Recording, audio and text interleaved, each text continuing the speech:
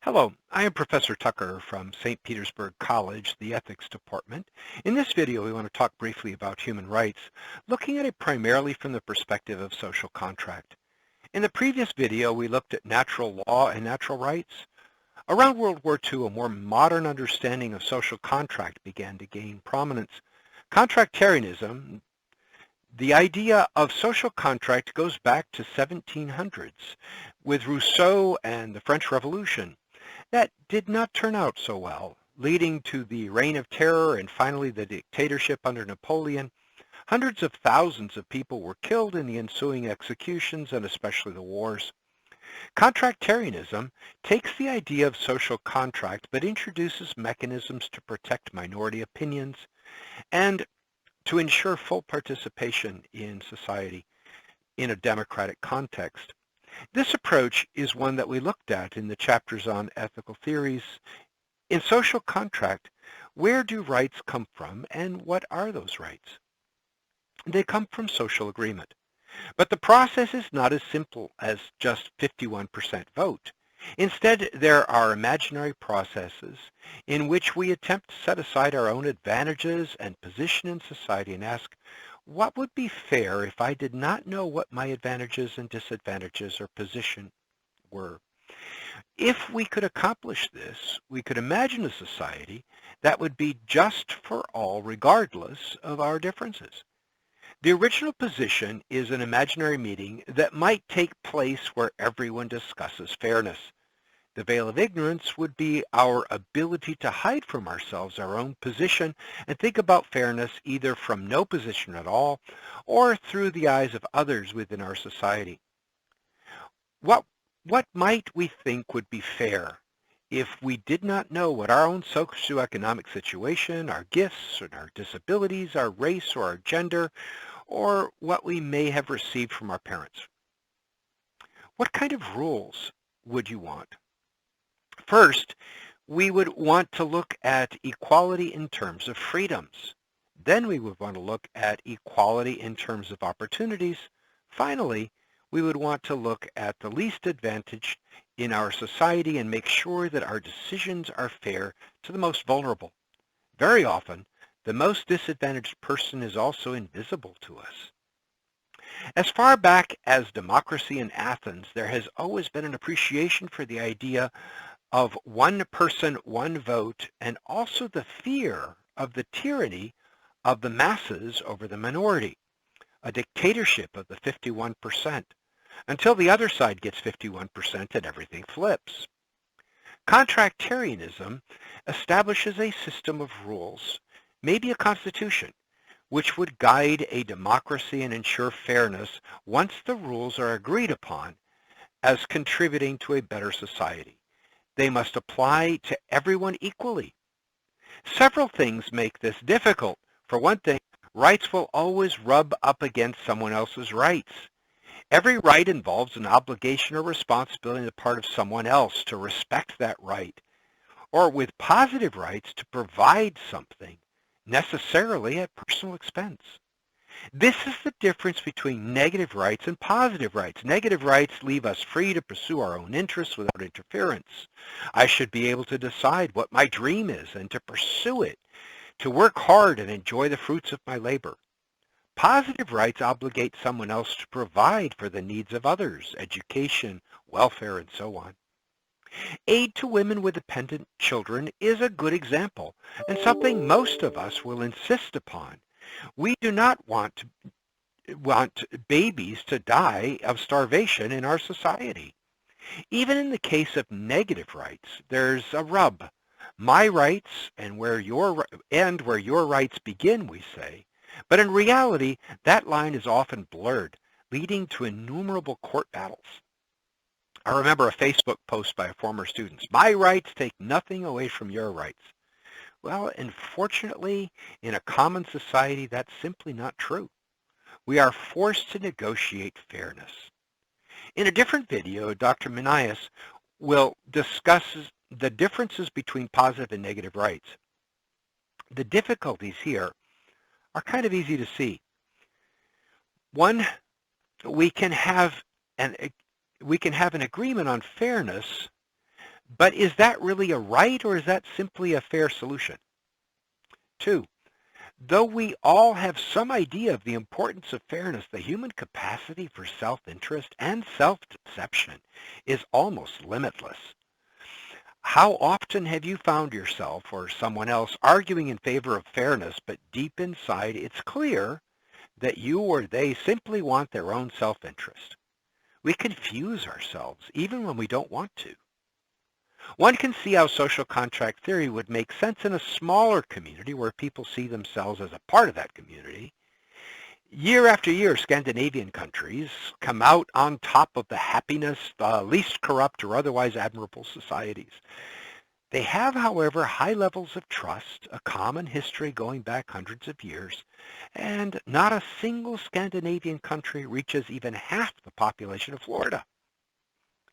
Is social contract easier in a country of 10 million than in a far more pluralistic country of 320 million? Others would like to apply contractarianism to the planet of 8+ billion. There is a rising third approach to human rights, which we cannot go into in depth, but should recognize. Might justice demand that members of society receive somewhat equal economic outcomes? When we see professional disparities, educational disparities, and so on, does that in itself imply that there's a violation of human rights somewhere? In this viewpoint, some degree of equality of outcomes is a human right. The idea isn't new. It can be traced all the way back to a fellow by the name of Helvetius in the French Revolution, but more recently to Karl Marx. Possibly his most beautiful expression was, "From each according to his ability, to each according to his need." Many would see this as a personal value and a priority and even a social goal.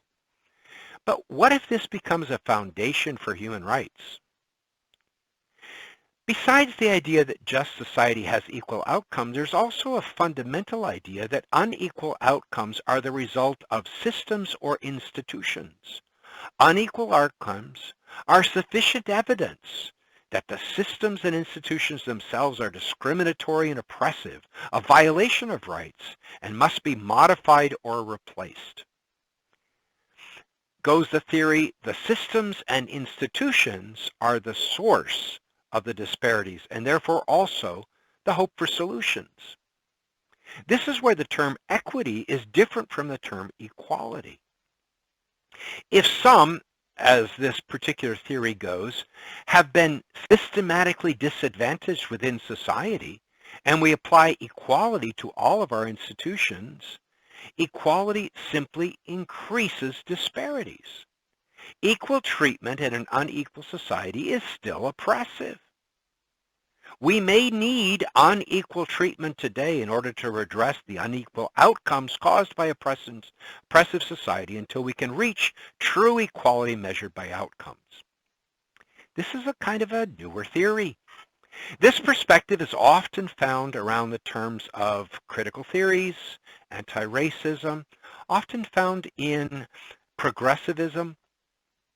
The measurement of outcomes looks at different groups of people based on demographics of race, gender, sex, religion, etc. It's not hard to see how this will clash with those who come from a natural rights perspective. These, since the founders, see the solution in family, in local communities, the development of character, individual responsibility. The anti-racist perspective focuses on changing institutions, where the former group focuses on the importance of the nuclear family. The latter group sees the nuclear family as part of the problem. The focus by the former group on children and child rearing is seen by the latter group as victim shaming.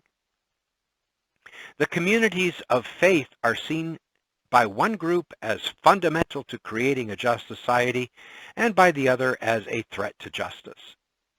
This is part of what we're seeing in the controversy over parents in schools. On the one hand, we have persons who say there's no such thing as other people's children, implying that society and educational professionals should guide children in controversial matters. On the other side, we see persons saying, I do not co-parent with the government. In terms of racism, the former group considers racists those who hold negative generalizations about persons of a different race. The latter group believes that persons can have no negative stereotypes, and yet by supporting existing institutions, they are racist. The institutions are racist, not the people. The only way we can not be racist is to denounce the systems and institutions. This confusion regarding terms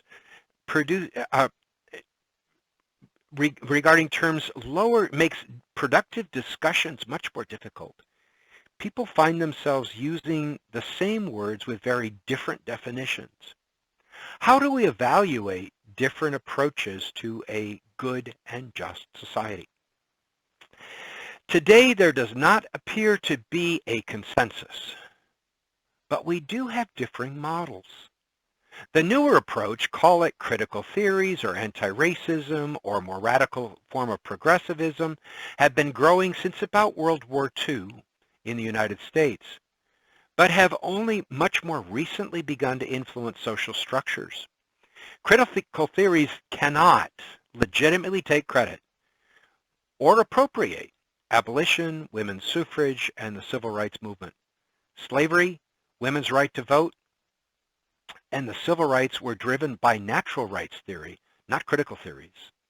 However, we are beginning to see the critical theories develop their idea of an ideal society in places such as New York City, Chicago, Portland, San Francisco, and Los Angeles. Florida, Texas, and others are unwilling to follow. One advantage of the United States and also the European Union is that we can have at least some variety of social contracts between states while sharing a federal government. This allows for our states to become laboratories, and the results can be evaluated. Already we are seeing people move from one area of the country to another based on their idea of a good society. People are moving to and from New York and Florida, to and from California and Texas, based on their vision. Several counties of Oregon are considering joining Idaho, finding they have very little in common with Portland, which is developing its own social experiment. We seem to be self-consciously developing societies with very different visions. Are those visions compatible? We will be able to see the results of these social experiments. We live in interesting times.